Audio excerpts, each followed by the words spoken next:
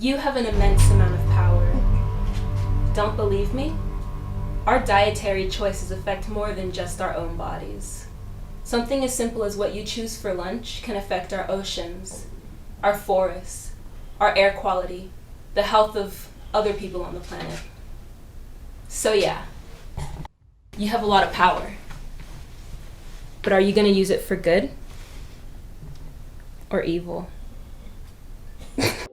What's up, party people? My name is Gina, and if you haven't guessed it already, today I want to talk about how our eating choices, specifically our meat and dairy choices, can have effects greater than ourselves. Meat and dairy are traditionally praised and deemed necessary, which I think is cool. I mean, they have a lot of calcium, protein, vitamin B, iron, but what's not talked about as often is how the industrialized farming of meat and dairy can oftentimes contribute to deforestation, water pollution, air pollution, excess water use, excess land use, the spread of infectious disease, animal cruelty. You know, there's a lot to it, but today I'm specifically going to talk about a couple of the environmental effects of the meat and dairy industry that maybe might affect our choices in the future.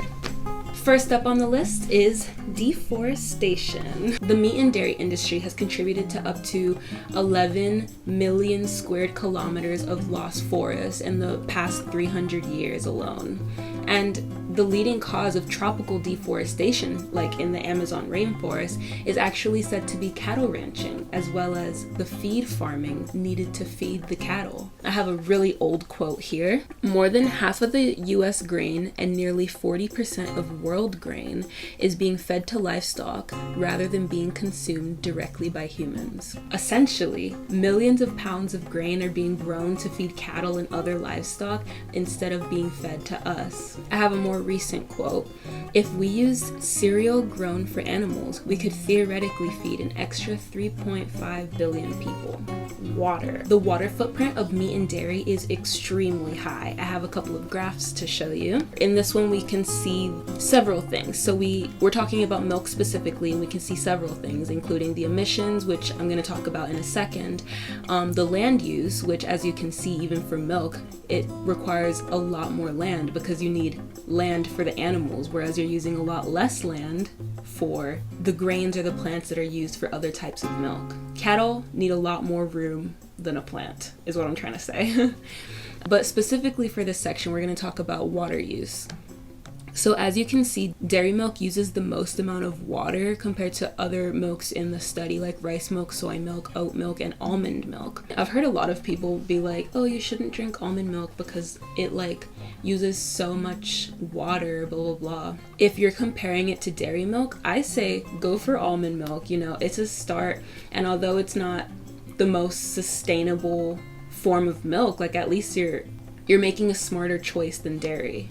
Yes, that was milk, and then we can move on to actually some food products, the water footprint of food products from vegetable and animal origin. As you can see, milk, which is down in the middle here, you saw how much more that consumed than oat milk, soy milk, whatever. The water footprint of beef, like the actual cow, is 15 times higher.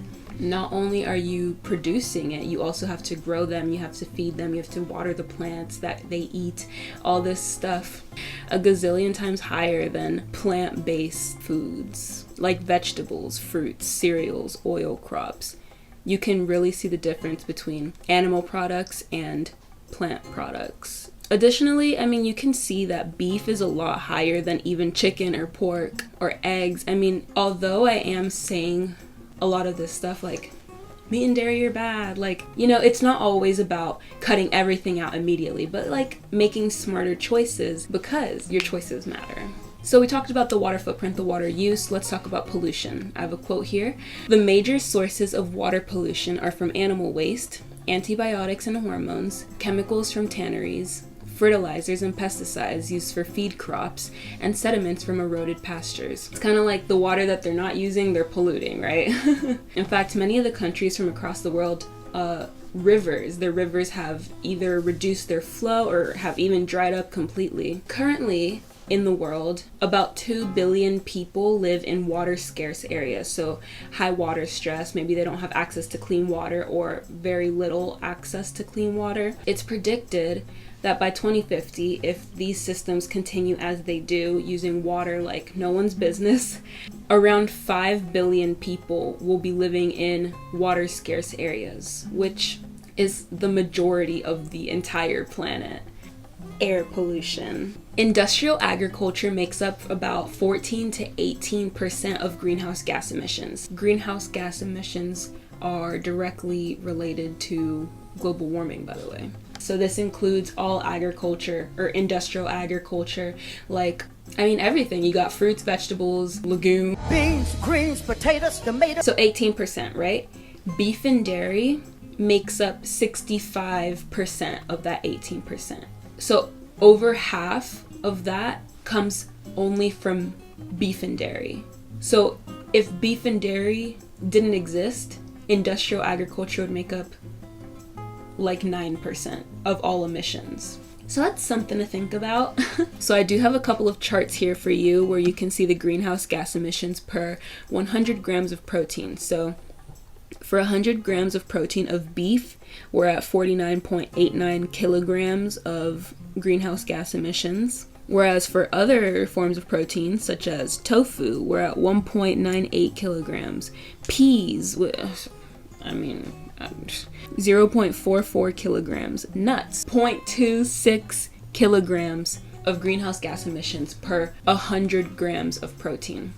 So you can see the difference. I have a second chart here which shows you a little bit more in depth how different producers from across the world compare, and still plant-based protein performs better in terms of emissions.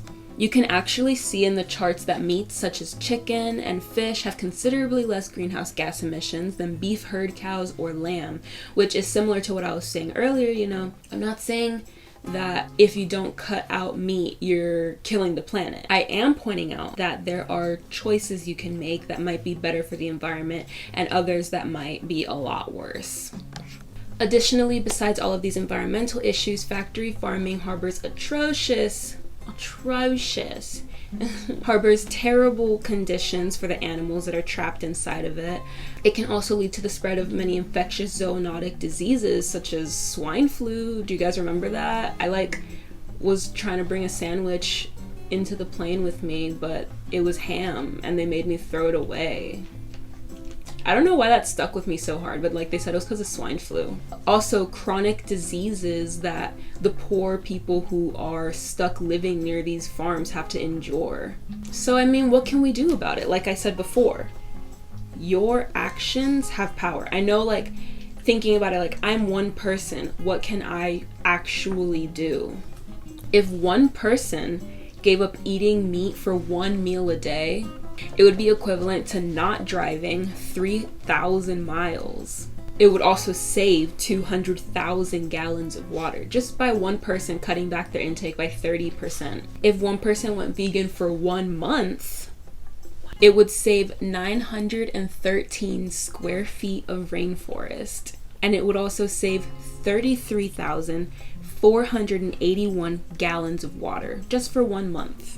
There's also this thing called Meatless Mondays, which encourages people to not eat meat on Mondays. But if the entire US cut out meat for just 1 day of the week, it would be the same as taking 7.6 billion cars off the road. Imagine that. You have a choice, and your choice has power. I know it seems like you're cutting out all of your nutrients, but there are a ton of plant-based foods that have protein, iron, calcium, all this stuff, including there's soy products, there's legumes like beans and whatever else legumes are, leafy greens like spinach, kale, there's wheat protein, there's textured vegetable protein. I know this does not sound appealing. I've ordered tofu from different restaurants and it's always disgusting. It never tastes good, and I'm convinced it's because they don't make it with love. But if you come to my house, I really like tofu. My family's not even vegetarian, but I make tofu, and my sister